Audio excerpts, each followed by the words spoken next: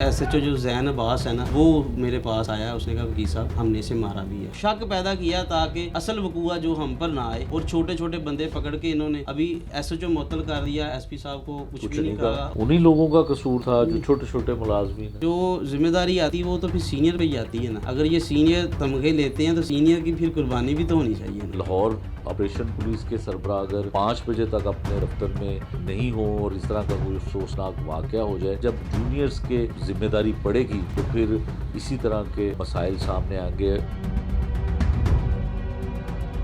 इससे पहले मुर्तज़ा के जो मामू थे उनकी गुफ्तगू आपने सुनी, लेकिन अब उसी साबिर जो मुर्तज़ा के मामू हैं उनके साथ और उनके फ़ोन कॉल पे जब ये भाई जाते हैं बिशारत साहब, तो फिर क्या होता है।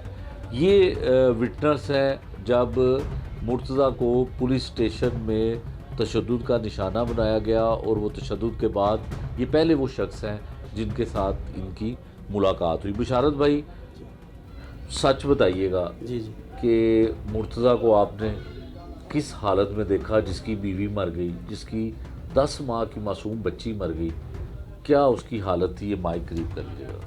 वो जब मैं उसे मिला हूँ ना, थाने में गए आप? जी जी, कौन सा थाना था? थाना भाटी गेट। अच्छा।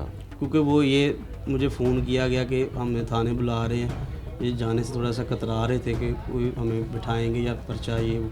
तो मैं एज ए लीगल मैं भी साथ चला गया।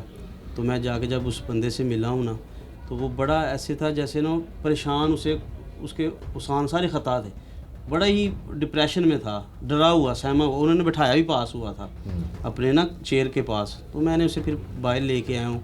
मैंने उससे पूछा क्या हुआ मामला, उसने मुझे ये बात नहीं बताई।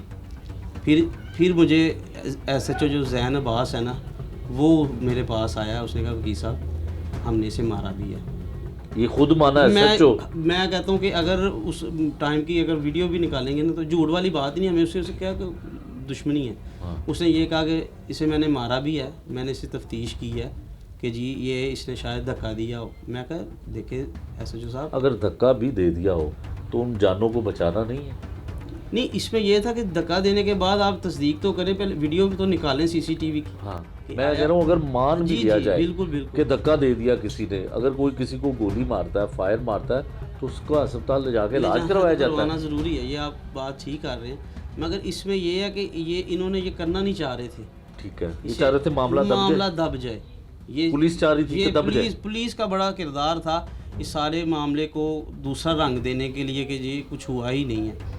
तो फिर उसने मुझे ये कहा, मैं कहा ये आपकी ज़्यादती है। वैसे एक तो उसके साथ इतना बड़ा सान्या हो गया, उसे अभी पता नहीं है कि मेरे अभी आधा घंटा पहले तो वो अपने बच्चों के साथ था।